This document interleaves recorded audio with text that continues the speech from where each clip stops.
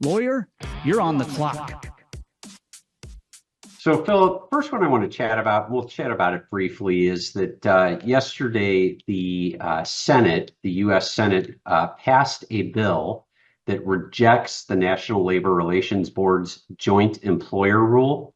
But I am looking into the crystal ball here, and I can pretty much assure you that President Biden is going to veto this bill. What the Senate did was they approved a measure to block the NLRB's joint employer rule, meaning that the Senate basically has sided with business groups that argued it would be too costly to follow the NLRB's joint employer rule. This bill passed in a 50-48 vote. Senator Joe Manchin and Independent Senator Kristen Sinema and another Senator Angus King from Maine joined Republicans Did in you say rejecting Genghis Khan? Who did you say? Angus King Okay. from Maine joined Republicans in rejecting the NLRB rule. And the NLRB rule really lowers the bar for finding when two companies must share obligations to negotiate with unions, as well as joint liability for labor violations. So the bill really was opposed by the International Franchise Association, which represents corporate behemoths such as McDonald's, Yum Brands, Subway, along with a lot of other groups who've lobbied Congress to defeat the NLRB's regulation in this respect. And so yesterday, again, they were successful in getting the legislation passed by the Senate, also had previously passed the House. But again, you can expect President Biden to veto this bill. Okay, so I think you had said that episode or two ago that you would expect some objection to come from the House or Senate, but to expect it to be vetoed, which means as we sit here today and we try to navigate through these complicated times as business leaders, we should proceed as planned. Proceed as planned, but proceed with caution especially if you're using like temp staffing agencies and if you're in the franchise area. Right. Proceed with caution with respect to joint employer. And we'll just have to see if the pendulum swings back the other way come this November/January. Right. These all seem to be efforts to kick it down the road to get it past the first of the year. Well, perhaps. We'll see. Yeah. We'll see. Yep. All right. So the what next else you got there, Burt?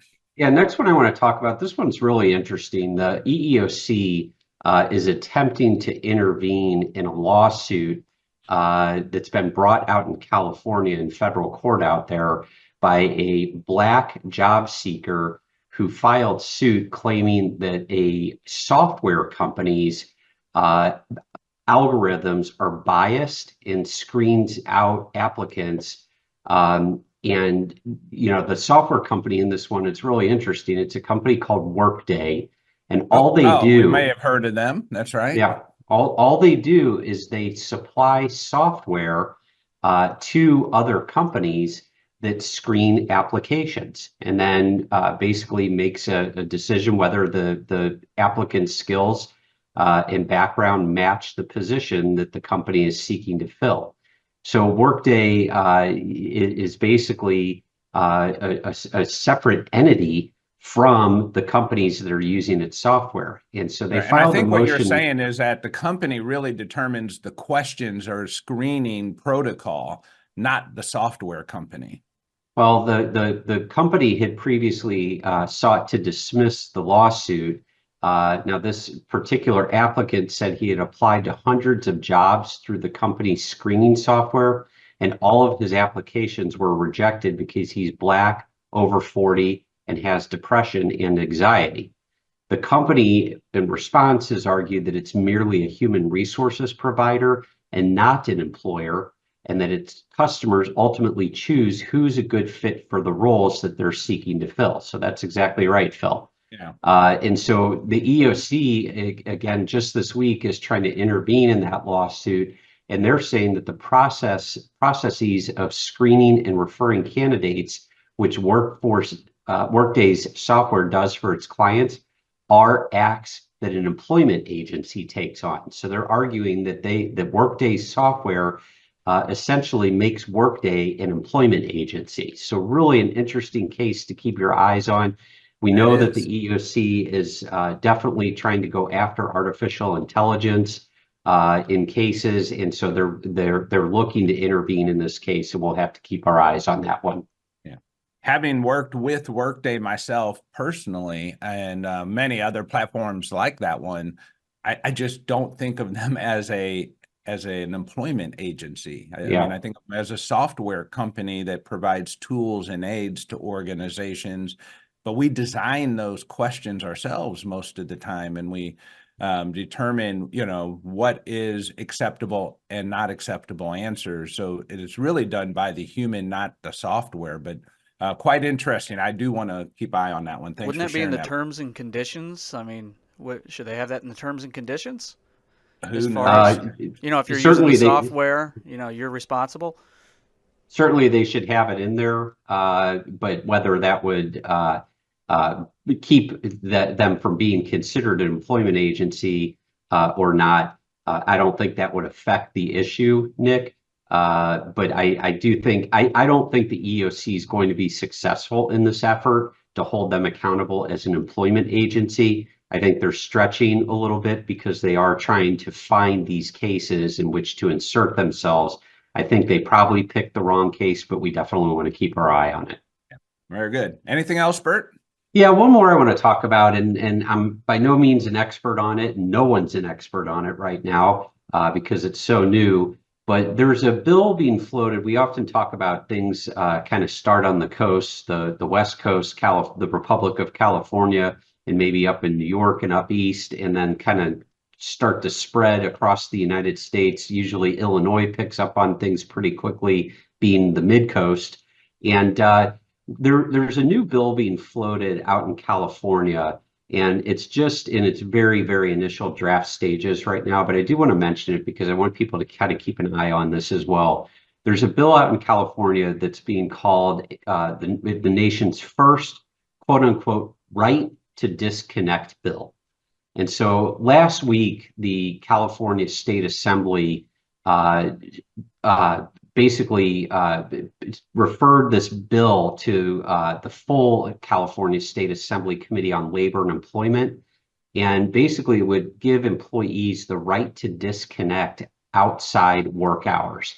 And so it would require employers to establish employees' non-working hours in writing and then bar them from contacting workers unless they're doing so for a handful of acceptable reasons, like an emergency or a schedule change.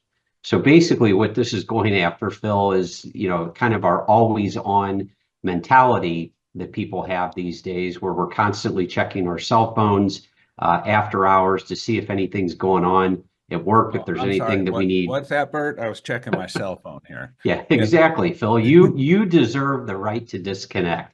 But I just want to, again, kind of put it out there that in terms, California is really trying to change the go-go mentality to one where individuals have a right to their own time and that their employer cannot interfere with employees' own time. Now, I do have to say that there is a deterrent out there for employers doing this stuff already, and that is, of course, for non-exempt employees, the minimum wage and overtime laws that we have to pay people for performing work. And there are de minimis things out there, such as just simply checking an email does not mean that the employee is actually working. If they do start to respond and it turns substantive, then it needs to be compensable. So there is a deterrent out there already for this. But California's bill goes quite a bit further, and again requires and would require employers to actually establish non-work hours. So we think in terms of the Fair Labor Standards Act right now, where we have to establish what our work hours are. This would actually change that and flip that around and say we also have to establish what non-work hours are, and we cannot interfere with employees during that time. There's going to be a ton of questions about how this law would be implemented. So I do have one enforced. question for you. One question for you, Burt, before we move off of that one is that bill, do you know is it only applying to the direct workforce, or is it applying to my non-direct employees, meaning my exempt employees also?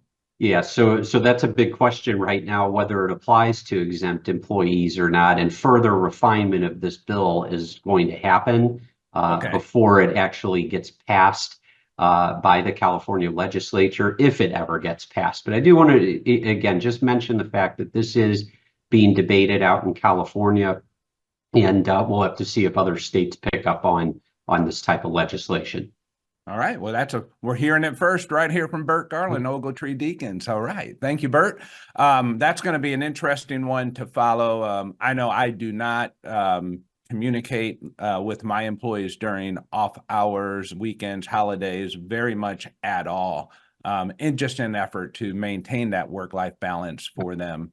They don't feel, or they know they don't have to look at their cell phone to see things from me.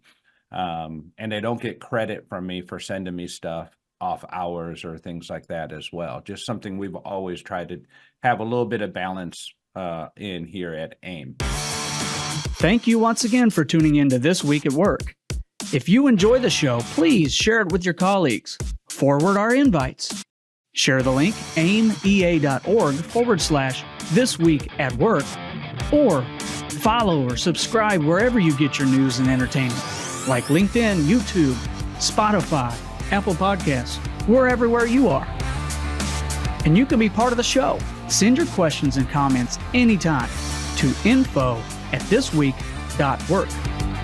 We'll see you next week, 7:30 a.m. Central Time, when we discuss what's happening this week at work.